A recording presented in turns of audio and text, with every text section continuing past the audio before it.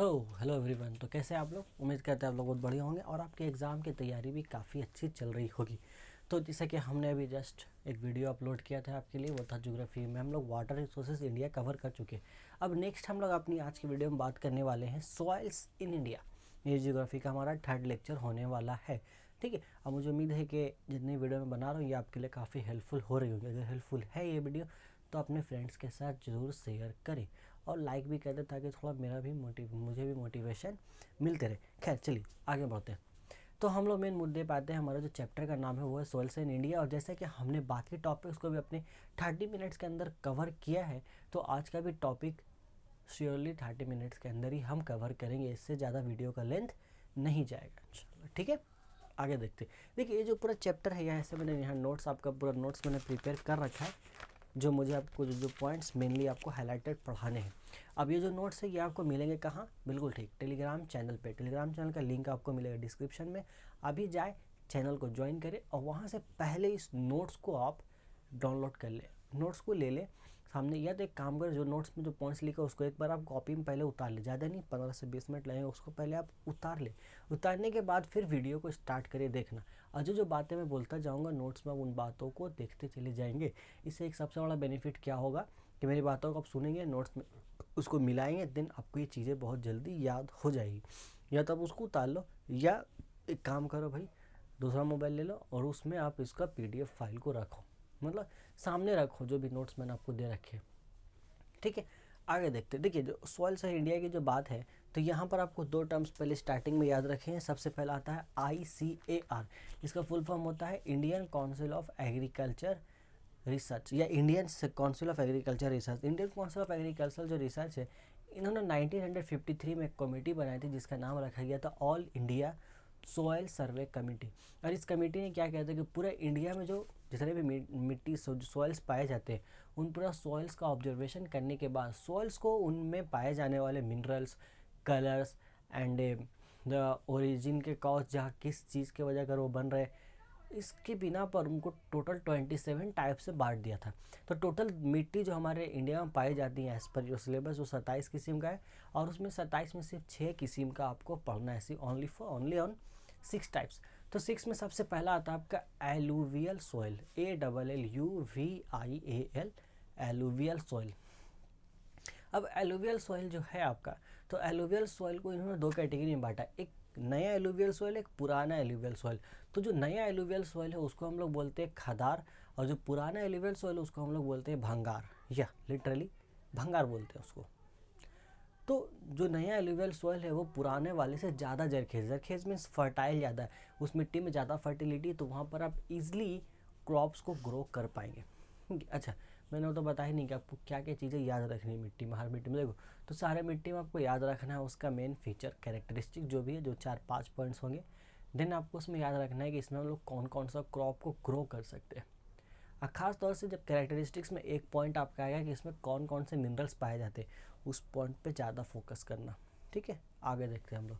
तो ये तो हमने बात कर लिया खदार और भंगार के बारे में। तो पूछा जाता है एग्जाम में खदार और भंगार क्या है, और इनके बीच में डिफरेंस भी पूछा जाता है। तो आप आसानी से लिख दोगे खदार नया वाला एलुवियल सॉइल है, भंगार पुराना वाला है। खदार की फर्टिलिटी ज़्यादा है, भंगार की फर्टिलिटी आपका कम है। देन दूसरा पॉइंट में आगे बढ़ते हैं। तो एलुवियल जो सॉइल है इसका कलर आपका ब्राउनिश होता है, यानी कि हल्का भूरा कलर का होता है। ठीक है, हाँ, ये आपका हल्का भूरा कलर का होता है, यानी कि लाइट ब्राउन कलर का होता है। इसमें आपको पोटाशियम, फास्फोरस और कैल्शियम, ये 3 मिनरल्स काफ़ी क्वांटिटी में मिलते हैं।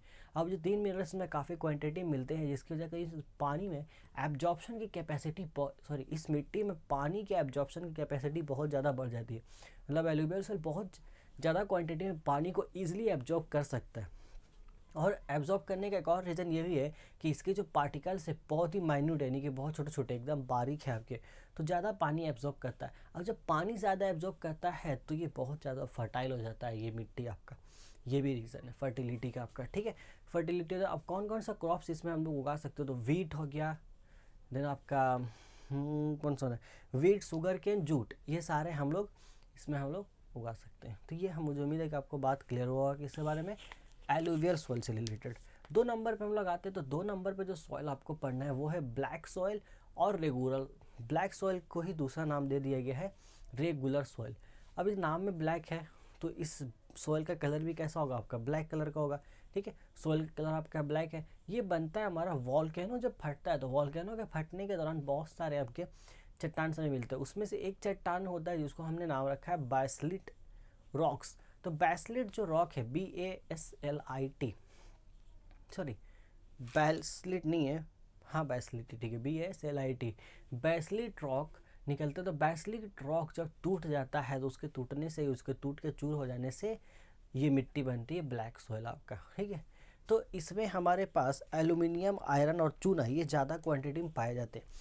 देखो जहाँ पर भी आयरन मिलेगा, जिस मिट्टी में भी, जितने भी मिट्टी का बात करेंगे हम लोग, अगर जहाँ पर आयरन आ जाता है वो भी ज़्यादा क्वांटिटी में, आयरन के आने से फर्टिलिटी कम हो जाती है मिट्टी की। और ये जो ब्लैक सॉइल है इसमें आयरन, एल्यूमिनियम और चूना इनकी क्वांटिटी बहुत ज़्यादा होती है, जिसकी वजह कर ये जो है आपका इनफर्टाइल है। यानी कि यहाँ पर हम ईजीली डायरेक्टली कोई भी क्रॉप्स को नहीं ग्रो कर सकते हैं। लेकिन फिर भी हमारे पास मेथड है अपना इरिगेशन का, या इसके अलावा और भी हम लोग पेस्टिसाइड्स यानी कि खाद का यूज़ करके हम लोग क्रॉप्स को ग्रो कर सकते हैं, तो करते भी है। लेकिन जनरली इसमें इसका जो मिट्टी है, इस मिट्टी का नेचर नहीं है कि आपको ग्रो करने दे। याद रहेगा बात, याद रहना चाहिए।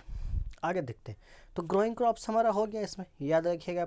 अच्छा, एक और ख़ास बात इससे रिलेटेड ये है कि ये जो मिट्टी है जब ये गीली हो जाती है, यानी कि बारिश हुआ, ये मिट्टी के पूरा का पूरा भीग गया, तो ये मिट्टी पूरा गीला चिपचिपा हो जाता है, एकदम दलदली टाइप का, आप इसमें धंस भी सकते हो। और जब ये मिट्टी पूरा सूख जाएगा तो ये बहुत ज़्यादा हार्ड हो जाता है और इसमें दरारें भी देखने को मिलती हैं। तो इस मिट्टी में हम अपना सर पटक करके फोड़ भी सकते हैं, क्योंकि साल भर आपने पढ़ाई की नहीं है। तो खैर आगे देखते हैं। तीसरे नंबर पे जो हमारा है रेड सॉइल। तो नाम में है रेड सॉइल, तो इसका कलर भी होगा रेड। और इसका रेड होने का एक सबसे बड़ा रीज़न है कि इसमें आयरन के पार्टिकल्स बहुत ज़्यादा पाए जाते हैं। अब आयरन जब जंग लग जाता है तो जंग लगने के बाद वो हो जाता है आपका लाल रंग का, इसलिए इसका नाम है रेड सॉइल।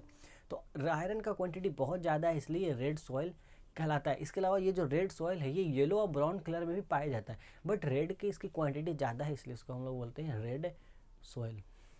ठीक है, जैसे आपके अंदर सब नेचर है, खेलने का, कूदने का, मोबाइल चलाने का, रील्स देखने का, आप पढ़ने का, लेकिन चूंकि आप पढ़ते कम है इसलिए आपको हम पढ़ाकू नहीं बोलते। ठीक है, आगे बढ़ते हैं। इसीलिए आपको बोला जाता है कि लड़का आपका डैश डैश है। अब डैश में वो आप लोग अपने औकात के लोग, आपको जो ठीक लगे उस फिल इन द ब्लैंक्स में आप भर सकते हैं। खैर आगे देखते हैं। तो उस तरीके से इसके अंदर भी बहुत सारे नेचर्स हैं। तो इसके अंदर लाल रंग का नेचर बहुत ज़्यादा है, इसलिए इसका नाम रेड सॉइल आपका है। आगे इसमें मेन जो पॉइंट है वो ये है कि इसमें फॉस्फोरस और नाइट्रोजन आपका पाया जाता है, लेकिन बहुत कम क्वांटिटी में। फॉस्फोरस नाइट्रोजन इसमें बहुत लेस क्वांटिटी में, और इस लेस क्वांटिटी, एक तो आयरन था, वैसे इनफर्टाइल होना है इस मिट्टी को, और फॉस्फोरस और नाइट्रोजन और लेस क्वांटिटी में, जिसका वजह कर ये पानी को एब्जॉर्ब करने की कैपेबिलिटी रखता ही नहीं है। मतलब ये पानी को एब्जॉर्ब नहीं कर पाएगा, बहुत मुश्किल से करेगा। एक गिलास पानी देंगे, एक बूंद पानी एब्जॉर्ब करेगा, क्या फ़ायदा उसको, हटाओ, ना के बराबर है। ठीक है, ये बात है आपका। तो ये पूरा तरीके से क्या हो गया, इनफर्टाइल हो गया, बट फिर भी हम क्रॉप्स तो ग्रो करेंगे। तो इसमें भी आपको 3 याद रखना, वेट, चना दाल और आपका, खैर 2 ही है, वीट और चना दाल। वेट नहीं रे, वीट है, वीट, गेहूँ गेहूँ गेहूँ और चना दाल, इसमें हम लोग क्रॉप्स को उगाते हुए यूज़ करेंगे अपना मेथड इरीगेशन, और पेस्टिसाइड्स का भी यूज़ करेंगे। जो मिट्टी फर्टाइल है वहाँ पे पेस्टिसाइड्स यूज़ नहीं करते, जो फर्टाइल नहीं है, जो इनफर्टाइल सॉइल से, वहाँ पे पेस्टिसाइड्स का यूज़ होना यहाँ पर होगा। चौथा नंबर पर आते हैं। चौथा नंबर पे जो सॉइल आपका, उसका नाम है लैटराइट सॉइल। अब लैटराइट जो वर्ड है, ये वर्ड बनाया गया है लेटर से, लेटर वर्ड से लैटराइट को फॉर्म किया गया है। लैटराइट वर्ड के माने होता है ईट, ईट को सुना आपने, जिसको इंग्लिश में हम लोग बोलते हैं ब्रिक। तो लेटराइट वर्ड का मीनिंग होता है आपका ब्रिक। अब ब्रिक जो होता है उसका, वो भी रेड कलर का होता है, बट वो जो रेड कलर थोड़ा डिफरेंट होता है, इसलिए उसको स्पेशली नाम दे दिया गया है ब्रिक रेड कलर। तो लेटराइट सॉइल का जो कलर है वो कैसा होता है, वो होता है ब्रिक रेड कलर। याद रहेगा एकदम। आगे बढ़ते हैं। तो ब्रिक रेड कलर हमारा हो गया। अब इसके जो पार्टिकल्स के साइज है बहुत बड़ा बड़ा है, बड़का बड़का है, इतना बड़ा बड़ा है, इतना बड़ा बड़ा मिलेगा आपको। खैर उतना भी नहीं है, बट हाँ इसके जो पार्टिकल्स के जो साइज है वो आपके बड़े बड़े साइज, जिसकी वजह करिए पानी को तो एब्जॉर्ब करेगा नहीं, जल्दी भाग जाएगा बेचारा। और दूसरा, इसमें आयरन ऑक्साइड और एल्यूमिनियम भी पाया जाता है, वो भी बहुत ज़्यादा क्वांटिटी में। देखो इसके पास भी आयरन है, वो भी आयरन नहीं, आयरन का ऑक्साइड है, नहीं आयरन के साथ ऑक्सीजन अटैच्ड है, यानी कि जंग लगाओ। देखो आयरन ऑक्साइड्स बोलने का मतलब है कि आयरन में ऑक्सीजन आके जुड़ गया। अब जब आयरन में ऑक्सीजन आके जुड़ जाता है तो आयरन जंग लग जाता है, उसी को हम लोग बोलते हैं जंग लग जाना। तो ये भी खत्म हो गया कहानी इसका। तो आयरन ऑक्साइड है, साथ में एल्यूमिनियम भी बहुत ज़्यादा क्वांटिटी में है।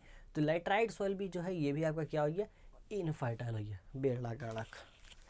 तो यहाँ पे हम लोग एक ही क्रॉप्स आपको याद रखना जो है बाजरा, वो भी हम लोग बहुत मशक्क़त के साथ, यानी कि बहुत ज़्यादा मेहनत करने के बाद जुगाड़ लगा करके, हम लोग इंडिया से जुगाड़ लगाते रहते हैं, अपना जुगाड़ लगाना हमारा काम है। जितना जुगाड़ हम लगाते हैं दुनिया में कोई नहीं लगा सकता है। हिम्मत लगा के दिखा दे, दिमाग ही नहीं लगाया कहाँ से, जितना हमारे पास उतना किसी के पास नहीं। आगे आते हैं 5वां नंबर पे। अगर किसी को जुगाड़ देखना है तो एग्ज़ाम हॉल में जाके देखें बोर्ड के एग्जाम्स के दौरान। आगे ये 5 नंबर का बात करते हैं। 5 नंबर में आपके पास है सॉरी 5 नंबर में आपके पास है डिजर्ट सॉइल। नाम में डिजर्ट यानी कि रेगिस्तान का बात हो रहा है, तो मिलेगा रेगिस्तान में ही आपको। रेगिस्तान में क्या मिलता है, बालू। तो बालू जो है, बालू के पार्टिकल्स से जो मिट्टी बनता है उसी मिट्टी को हम लोग बोलते हैं आपका डिजर्ट सॉइल। क्लियर है। इसका कलर होता है आपको, तो रेत अगर कभी आपको मिले देखने के लिए, टीवी में देखा होगा, तो जो कलर आपका होता है रेगिस्तान में जो रेत पाया जाता है वो कलर आपको थोड़ा सा ब्राउनिश येलो होता है, यानी कि येलो कलर वो होता है सिंपली, लेकिन हल्का उस पर ब्राउन कलर आ जाता है। सूजी का हलवा देखिए, सूजी देखिए, सूजी इसका हलवा बनता है। तो सूजी को जब हम लोग गर्म करते हैं कढ़ाई में तो हल्का भूरा रंग उसमें आ जाता है। वो जो भूरा रंग उसमें आता है वही रंग एक्चुअली में होता है जो रेत पाया जाता है रेगिस्तान में। ऐसा ही कलर आपका किसका होगा, डिजर्ट सोइल का। ठीक है, आगे बढ़ते हैं। यानी कि पीला है बट पूरा पीला नहीं, उसमें हल्का थोड़ा सा ब्राउन कलर है। ये भी हमारा इनफर्टाइल तो होना है। अभी कभी देखे होगा कोई गया है रेगिस्तान में खेती करने के लिए, गया है कोई नहीं। कभी देखा किसी किसान को, कोई किसान ज़मीन खरीदा है रेगिस्तान में, राजस्थान में जा करके बोले चलो वहीं खेती करेंगे, नहीं होता भैया, बहुत इनफर्टाइल है। इनफर्टाइल होने का रीज़न एकदम क्लियर है कि पानी वहाँ पे है ही नहीं, पानी है ही नहीं, मिट्टी में वहाँ पानी मिलता नहीं। लेकिन इरीगेशन के थ्रू हम लोग वहाँ पर करते हैं। बाजरा और मूंग दाल का खेती किया जाता है, बाजरा और मूंग दाल को हम लोग वहाँ पर उगाते हैं। देन लास्ट आता है हमारे पास माउंटेन सॉइल। जो माउंटेन सॉइल, इसको पैडी सोल सॉइल भी कहा जाता है, PADISOL, पैडी सोल। अब ये जो पैडी सोल यानी कि माउंटेन सॉइल है, तो नाम में है माउंटेन, कहाँ मिलेगा, माउंटेन पे मिलेगा। तो माउंटेन तो काफ़ी ऊपर हो गया है, बहुत ज़्यादा ऊपर इलाका में है। ठीक है, अब ये जो माउंटेन सॉइल है ये डिफरेंट क्लाइमेट्स और डिफरेंट मिनरल्स में पाया जाता है, ये डिफरेंट क्लाइमेट में ही मिलता है। अब माउंटेन काफ़ी ऊंचा में है, तो नॉर्मल जो ग्राउंड लेवल पे जो क्लाइमेट होता है उसके कंपैरिजन में माउंटेन के ऊपर के इलाके में क्लाइमेट अलग होता है। तो इस क्लाइमेट डिफरेंस की वजह से जो माउंटेन के जो सोइल पाया जाता है, जिसको लोग माउंटेन सोइल बोल रहे हैं, ये काफ़ी डिफरेंट होता है।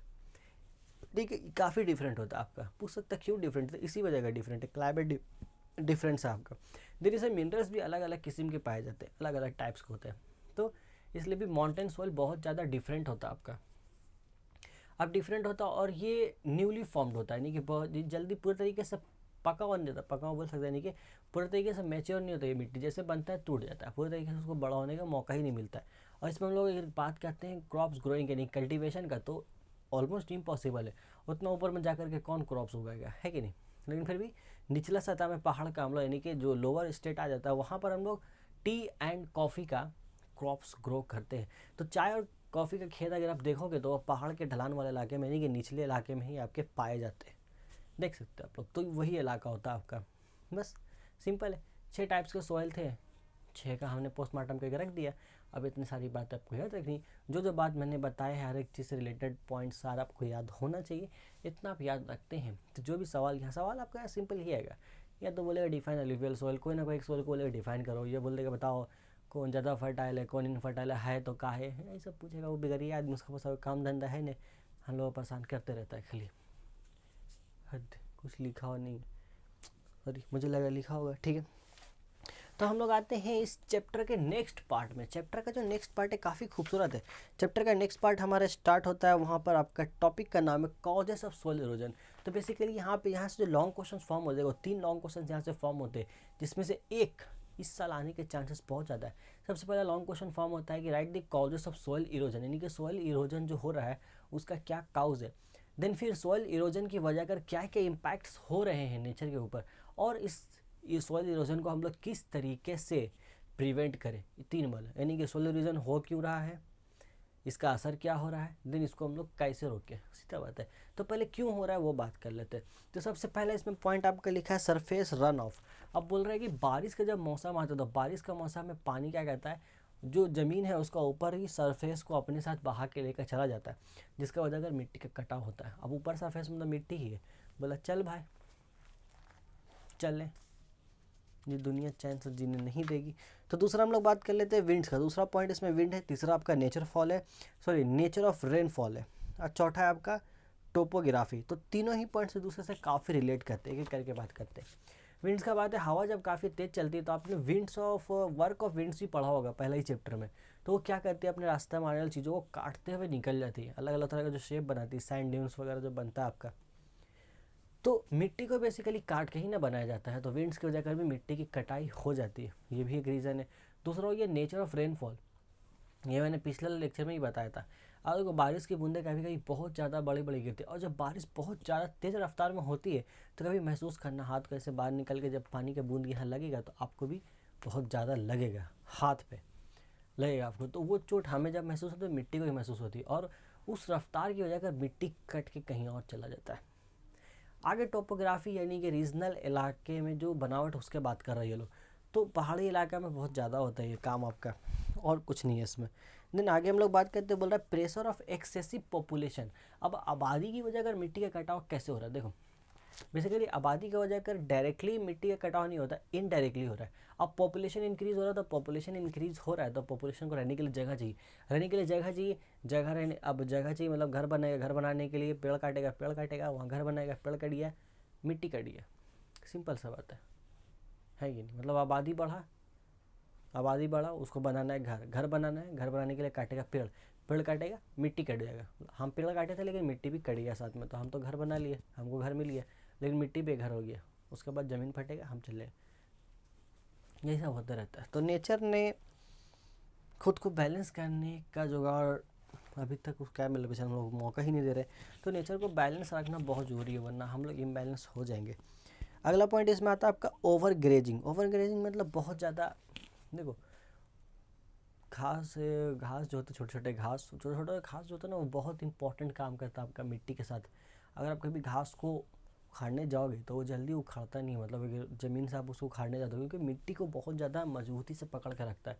अब जब हम लोग गाय भैंस या बकरी वगैरह को छोड़ देते हैं चरने के लिए, तो वो क्या कहते हैं, वो बहुत ज़्यादा, कभी कभी क्या होता है कि पूरा मैदान का जो घास है मेनली ज़्यादातर घास को खा जाता है, बहुत ज़्यादा। मतलब ओवर ग्रेजिंग का बात नहीं हो रहा है, ओवर ग्रेजिंग का बात हो रहा है, बहुत ज़्यादा चढ़ा देते हैं लोग उसको, तो घास ख़त्म, फिर वही बात है मिट्टी कमज़ोर पड़ गया, तो ओवर ग्रेजिंग भी नुकसान करता है। दूसरा बात अब देखो 3 पॉइंट्स एक साथ बोलते हैं, अनसाइंटिफिक माइनिंग है, देन लैंड स्लाइडिंग है, डिफॉरेस्टेशन है।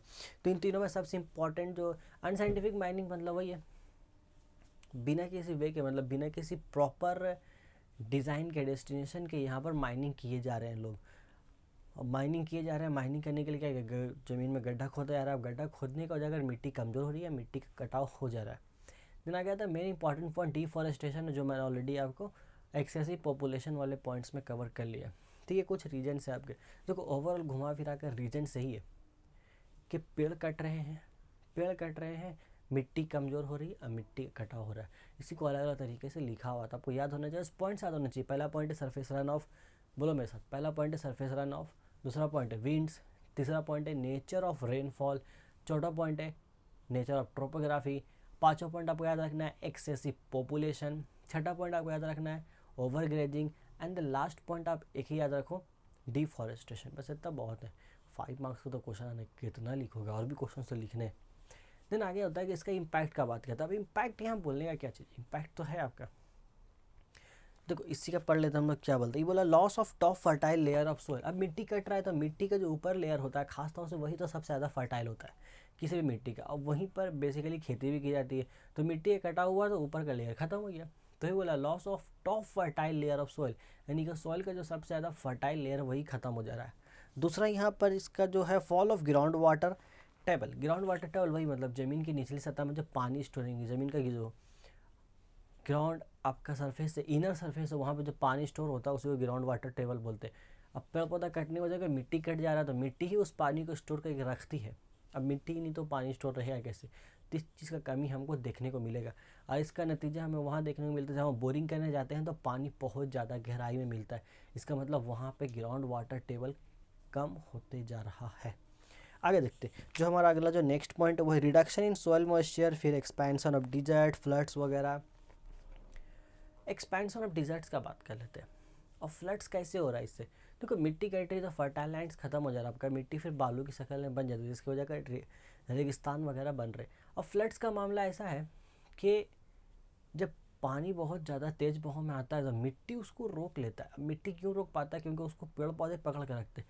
तो पेड़ पौधे हमने काट दिए, मिट्टी हो गई कमज़ोर, तो जब पानी आ रहा है तेज बहाव में मिट्टी उसको रोक नहीं पाता है। इसकी वजह कर फ्रीक्वेंट फ्लड्स आते हैं जहाँ पर मिट्टी का कटाव होता है। इसलिए सैलाब अगर आ रहे हैं कहीं पर यानी कि फ्लड्स आता है तो फ्लड्स को रोकने का एक सिंपल मेथड है उस एरिया में ज़्यादा से ज़्यादा एफॉरेस्टेशन किया जाए, यानी कि ज़्यादा से ज़्यादा वहाँ पर ट्रीज़ को लगाया जाए तो आपको रिजल्ट दिखेंगे। मतलब वहाँ पर जो फ्लड्स है वो कम हो जाएंगे। और फ्लड्स आ रहे हैं और ड्राफ्टनेस बोल रहा है, कहीं फ्लड्स आ रहा है कहीं पर आपको सूखा पड़ जा रहा है। तो ड्राफ्टनेस का भी इसका उल्टा रीज़न है। काट दे रहे तो मिट्टी जो है वो बालू की शक्ल ले रहा है, आपका रेगिस्तान भी फैल रहा है। तो ये सारे कुछ मिले जुले असरात हैं आपके।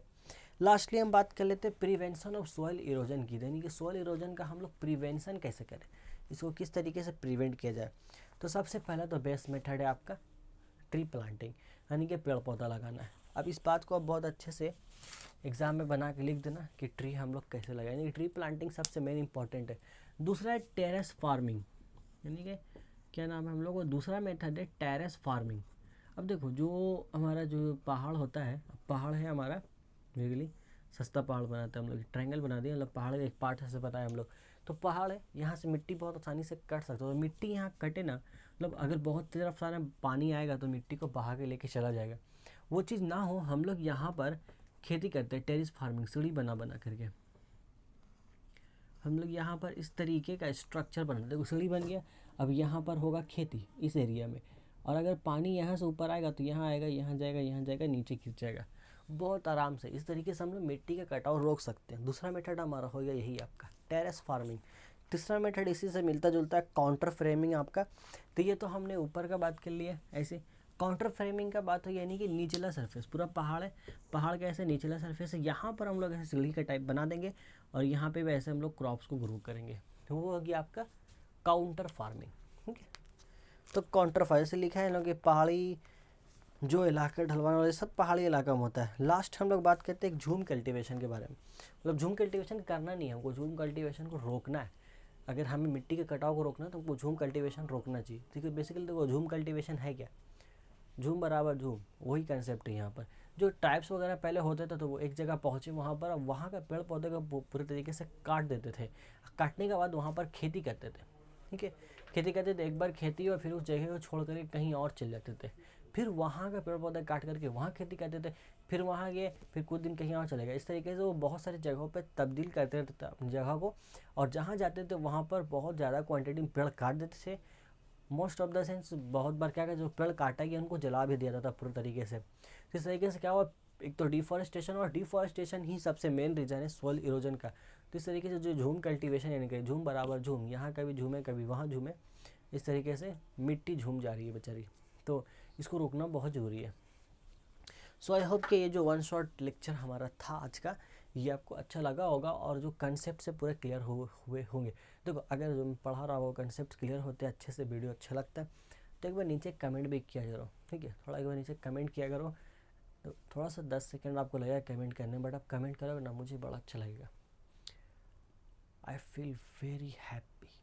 तो आप थोड़ा सा कमेंट नीचे किया हुआ कैसा लगता है मेरा पढ़ाने का अंदाज, जो मैं पढ़ाता हूँ थोड़ा कमेंट किया तो मुझे भी समझ में आएगा कि किस चीज़ को इम्प्रूवमेंट आनी चाहिए मुझ में। आपको ऐसा लगता है कि ऐसा पढ़ा रहा हूँ थोड़ा सा और तरीका चेंज किया जाए तो थोड़ा कमेंट करके बताया करो, उसी हिसाब से हम कोशिश करेंगे।